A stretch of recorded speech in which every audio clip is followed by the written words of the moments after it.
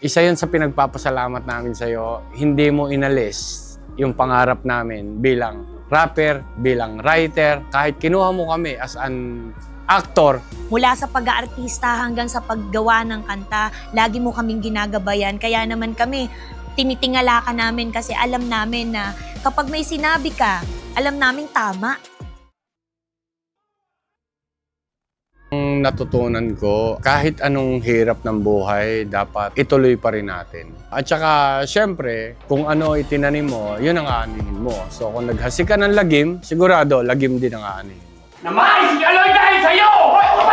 Kung sa aspeto ng trabaho ay number one, maging profesional, igalang ang oras ng bawat isa, at palaging maging mapagmahal sa katrabaho. Patungkol naman sa natutunan ko sa Batang Quiapo bilang manonood, syempre natutunan ko na palaging maging matatag sa buhay at gawin palagi ang nararapat. Kung ito ay labag sa prinsipyo ng ibang tao, kung ito naman sa palagay mo ay tama, ito'y gawin mo.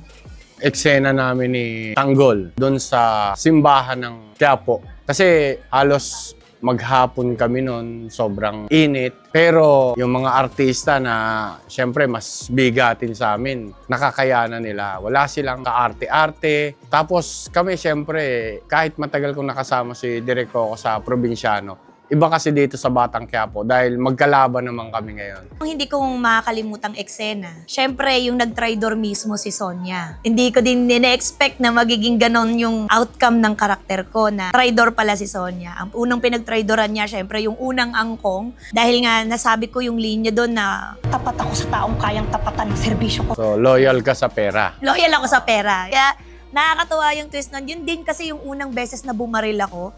Unang pagkakataon na nagkaroon ng shooting scene si Sonia. Mga aral na natutunan ko, syempre, number one is maging mapagmahal sa pamilya. Alam niyo naman yung mga napanood natin sa Batang Quiapo na ang buhay ng tao napaka-unpredictable. Minsan, hindi natin akalain, kausap lang natin, tas mawawala.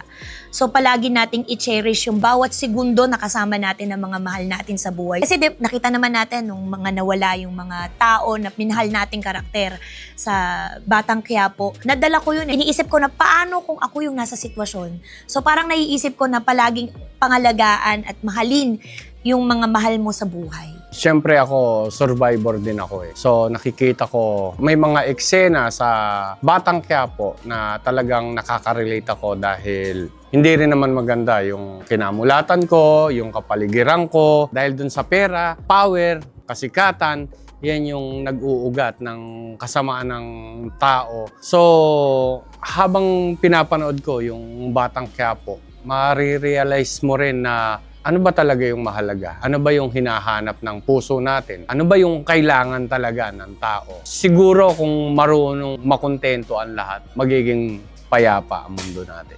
Sa akin, marami. Siyempre, bilang nakikita sa TV, gaya ko nga, nagkaroon ako ng maraming show mula nung sa Batang Quiapo. May mga endorsement, may mga kumukuha sa akin, may mga sponsors dahil yun sa Batang Quiapo. Ako, sa personal na buhay, hindi na lang po tayo isang singer o isang rap artist. Nadagdag po sa aking portfolio ang pagiging artista.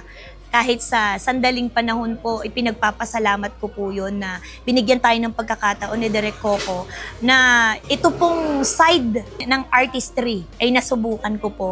At malaking bagay siya kasi nakakatuwang isipin na nire-recognize ka na o kinikilala ka na ng mga tao bilang artista at napapanood nila gabi-gabi.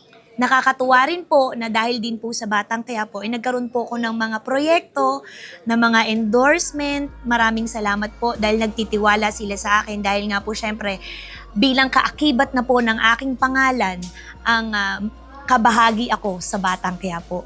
Nakatulong po yon sa estado ng aking karera ng buhay bilang artist. Siyempre, walang hanggang pasasalamat, Direk Coco. Dahil hindi lang naman tayo sa eksena nagkakasama o sa Batang Quiapo o sa Probinsyano. Kasi magkasama rin tayo pagdating sa mga show sa labas. Lubos-lubos yung pasasalamat ko dahil mula nung nagkasama tayo, way back 2017, hanggang ngayon, hindi ka pa rin nagsasawa sa pagmumukha ko. Maraming salamat. Hindi ko alam kung ano yung nakita mo sa akin. at pinagkatiwalaan mo ko ng todo. Alam ko naman sa sarili ko na yung acting skills ko kumbaga sa 1 to 10 parang mga sa'yo, siguro mga 9 lang siguro. Hindi, mga ano lang. At saka para sa akin, mula din nung nagkasama tayo, wala man akong inilabas na bagong kanta sa mainstream, yung paggawa namin ng kanta mula probinsyano hanggang Batang Quiapo, yun yung nagiging practicean ko.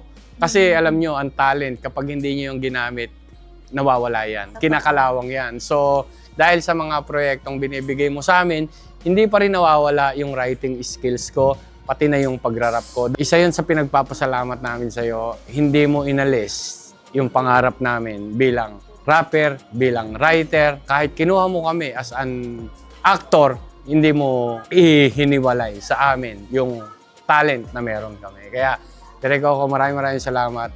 Napakalaki ng binago mo sa buhay ko mula nung nagkasama tayo. At sana huwag kang magsawa kasi mamimiss kita. I love you, Direk Coco. Mahal na mahal kita. Ang mensahe ko naman sa ating butihing direktor at pangulo ng lahat, syempre, alam naman natin na sa kanya lahat umiikot ang istorya ng Batang Quiapo. Ang lahat naman ng kaisipan na ito ay nagmula rin sa kanya. Syempre, maraming salamat po. Kasi kahit na ganito lang po kami, na hindi naman kami talaga bihasa o hindi ito ang aming forte, kumbaga. Pero pinagtiwalaan niyo po kami na makasama sa Batang Quiapo. At alam ko po na marami pa akong kakaining bigas dahil baguhan lamang po tayo sa larangang ito. Pero nagpapasalamat po ko sa pagkakatiwala ninyo. At katulad po ng sinabi ni Basilio na hindi mo inalis sa amin yung pagiging artist namin bilang manunulat ng isang kanta, ng mga awitin. Kasi lagi mong sinisigurado na kapag meron tayong ilalabas na kanta, nandun yung puso. Lagi mong sinasabi sa amin, kailangan pag narinig yan ng tao, matutuwa sila, makaka-relate sila, kailangan maangas. Lagi mong sinasabi sa amin, binibigyan mo kami ng motibasyon na lalo pa naming galingan sa parehas na larangan. Mula sa pag-aartista hanggang sa paggawa ng kanta, lagi mo kaming ginagabayan. Kaya naman kami, tinitingala ka namin kasi alam namin na kapag may sinabi ka, alam namin tama, nagiging mas bukas ang kaisipan namin. Well, alam namin, sobra talagang stricto si Direk sa lahat ng bagay. Hindi naman dahil sa ikasasama, kundi dahil sa ikabubuti. Kaya kami, bilang mga tagasunod mo sa ganitong larangan, syempre ginagalingan din po namin. Sana po ay natuwa po kayo sa kung ano man ang pinakita naming trabaho. At salamat po sa pagiging matyaga nyo po sa amin. At salamat sa Batang Quiapo na ginawa mo para sa maliliit na katulad namin. Sa lahat po na sumusuporta sa Batang Quiapo, wag na wag po kayong bibitaw. Marami pong kapanapanabik na mga eksena, lalong palaki ng palaki, todo ang pasabog. Salamat sa pagsubaybay nyo, lalo na sa mga karakter namin. Alam namin na kahit mga kontrabida kami, ramdam namin ang pagmamahal nyo. Kaya kahit nung may mga una kaming kasama na nawawala, nakikita namin sa mga comments nyo na kahit kayo, nalulungkot kayo, nasasaktan kayo. Maraming salamat dahil kahit kontrabida kami, alam naming may puwang kami sa mga puso. Sa lahat po ng sumuporta sa Batang Quiapo, maraming salamat po sa pagmamahal ninyo sa bawat karakter na lumapag sa Batang Quiapo. Alam namin na kahit minsan naiinis kayo sa amin, gusto nyo na kaming sabunutan, nagkakaroon po kami ng mga messages. Doon po namin napapatunayan kung gaano ka-epektibo ang Batang Quiapo kasi hanggang sa wala na po kami sa telebisyon ay nakakapag-message pa rin kayo na sinasabi nyo na dadala kayo sa bawat eksena. Maraming salamat po sa patuloy na pagsubaybay, sa pagsuporta, sa pagmamahal. Nawa po kahit na kami po ay mawala sa Batang Quiapo ay nadala po ninyo kami sa puso ninyo. Ako po si Lord Divino Ignacio, also known as Basilio, Teban ng Tondogang at Batang Quiapo. Ako po si Muriel, also known as Sisa, at Sonia naman po sa Batang Quiapo is now signing off. Yay! Thank you po. Nakakaiyak.